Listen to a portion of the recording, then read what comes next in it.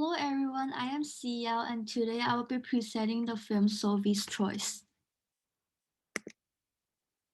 I want to start the presentation by giving a short background history of the setting in this film.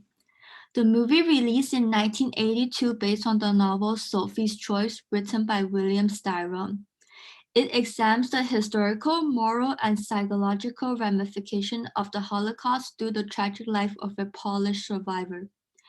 The film's setting takes place in late 1947 in a boarding house of Brooklyn, New York.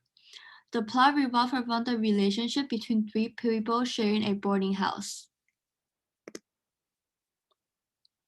Now I just want to give a recap of the historical context of the Holocaust just to refresh your memory of this event so you can have a better understanding when I talk about the plot of the film later. The Holocaust takes place from 1933 to 1945 and is a persecution of 6 million Jews by the Nazi Germany led by Adolf Hitler. The Nazi targeted the Jew because they were anti-Semitic, which meant they were discriminated against and hated the Jews. This was primarily based on early Christian belief that Jews were responsible for the death of Christ, and thus they were discriminated for hundreds of years by Europeans who were mostly Christians. The Jews were brought to labor/extermination camp where they are selected according to their age, health, and ability to work. Those who were not fit enough were exterminated in the gas chamber. The Nazis did not only kill Jewish people, but also minority groups like Slavs, Roma, and Sinti. The main character, Sophie, in this film is a Slav, which includes the Polish. Next, I will quickly give a short summary of the main plot for this film. The plot of the film is narrated by one of the main protagonists, Stingo, who is a novelist that moved into a boarding house in Brooklyn, New York in the late summer of 1947, where he met two other tenants, Nathan, a Jewish, and Sophie, a Catholic Polish. The three together developed a close friendship. Nathan and Sophie had a volatile love relationship where Nathan is both physically and emotionally abusive towards Sophie because of his mental illness and violent temper. Stingo then developed a crush on Sophie, and not only he became curious about her past, but also wanted to take her away from this abusive relationship she is having with Nathan. Sophie lied about her past with Stingo in the beginning, and only near the end of the movie, Stingo found out the truth about what she had been through. Sophie's father was an anti-Semitic man, and when the German invaded Poland, both her father and husband died in the prison camps, leaving her behind with two kids. Later, Sophie had a lover who was a leader in the resistance of the Nazi Germany, who was also killed later, and Sophie was then arrested and sent to Auschwitz concentration camp. This was when the Germans made her to choose between her son and daughter of who should live and who should die. Sophie chose her son to live, and her daughter were executed in the gas chamber, but she never found out if her son ended up surviving. In the end of the film, Sophie rejected the love of Stingo, where at the end, Stingo found out that Sophie and Nathan had committed suicide on their bed at their boarding house.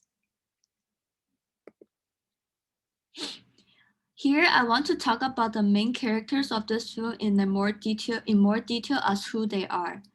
Sophie, was born and raised in Poland, having a father who was a professor, so she learned to speak perfect German and French. She had been married before and had two kids. Her father and husband were murdered in a labor concentration camp during World War II. She and her two children was arrested and sent to Auschwitz concentration camp. She was able to survive because of her knowledge of multiple language and typing skill, where she became a private secretary of one of the Nazi officials in the camp. After the war ended, she moved to New York, where she entered abusive and addictive relationship with Nathan, and later became a good friend of Stingo. She later revealed many dark secrets about her past to Stingo, and that she had been feeling guilty and struggling to live all her life because she survived out of the camp without her children. In the end, she committed suicide with Nathan using chemicals in their boarding house where they live in. Stingo is a 20-year-old boy from Virginia who moved into New York City to pursue his dream as being a writer. He is the narrator and the main protagonist of this film, where he talks about his struggles in attempting to be a novelist and his relationship with the couple Sophie and Nathan, who he met in the boarding house. Stingo, being the third person in this love triangle, falls in love with Sophie and wanted to take her to the cell because Nathan has always been abusive and violent toward her in their relationship. He later learned more about Sophie's past that no one had knew about. On the other side, Nathan is a Jewish man who also lives in the boarding house and is in a romantic relationship with Sophie. He claimed himself to be a cellular biologist, but later revealed that this was all fake. He is having problem with mental disorder, thus he behaves normally sometimes, while other time he becomes violent, abusive, and full of jealousy. Nathan's delusion lead him to believe that Stingo is having an affair with Sophie, and he threatens to kill them both. Before talking about the moral issues that appear in this film, I want to give a quick definition of the term moral dilemma and the term Sophie's choice. A moral dilemma is a situation in which you had to choose between two or more actions and that the two moral principles conflict with one another. After the publish of this novel/film, the term Sophie's choice had become an analogy used to refer to an extremely difficult decision a person has to make. It describes a situation where no outcome is preferable over the other. The term had been used in many other TV films and movies when referring to characters having to make a difficult decision. Now I want to finally talk about what is the actual moral dilemma in this film. By the end of the film, Sophie shared more information about her past with Stingo and eventually revealed a horrific event that she had never shared with anyone before. When Sophie first arrived at Auschwitz, she was told by the Nazi official that one of her children will be killed immediately and the other will get to survive, so that she had to choose which one of her kids will be sent to the gas chamber and be executed. Sophie faces a moral dilemma as she is forced to make a choice that goes against her moral obligation as being a mother. The choice that she made was having her daughter Eva to be executed while her son Jane get to survive. Sophie had been haunted with her choice ever since and is always feeling very guilty that she is still able to continue to live in this world after getting her daughter killed. So, was choosing a child to live and the other one to die morally correct or incorrect? Thinking about it after watching the film, was the choice that Sophie made considered an unethical act? In my opinion, I agree with the choice that Sophie made. Here, I want to bring up the idea of utilitarianism that we have been learning from this class. According to the textbook, under a utilitarian framework, an act is ethical if, on balance, it improves the overall well-being or totality of all members of society. Going back to the film and thinking about it with an utilitarian mindset, what Sophie did was right.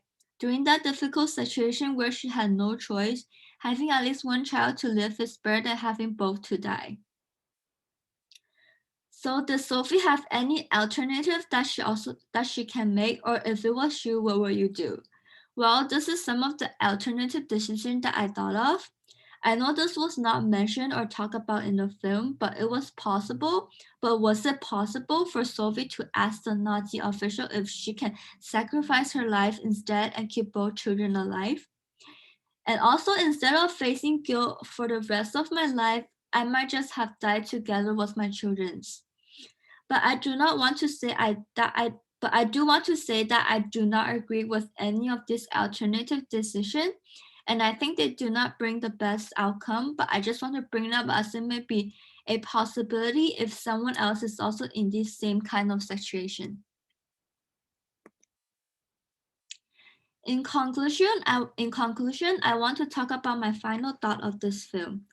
By the end of the film, I questioned why Sophie had chosen her son over her daughter to live, since it was never mentioned or explained in the movie. Thinking about it, I think choosing her older son will increase the possibility of survival of her children in the concentration camps. She had made a choice where was the highest success rate in that situation because an older boy is more likely to stay alive in harsh conditions compared to a younger age girl. After finishing this assignment, it did not change my perception of the characters I choose. From the beginning to the end, I believe that Sophie made the right decision and is already the best outcome she can make out of that situation. Even though she is suffering pain and guilt for the rest of her life, she maximized the society's happiness overall by having at least one child to live instead of both dying. This was a very great movie and made me really think about what is considered morally ethical and what is not. I think it's all about the situation you are in and what choice you can choose from. From Sophie's point, what she's doing is unethical if we look at it in a broad perspective, but she did not have a choice at that time, so she can only choose what can bring her the best outcome. Well, this concludes my presentation on the film Sophie's Choice. Thank you.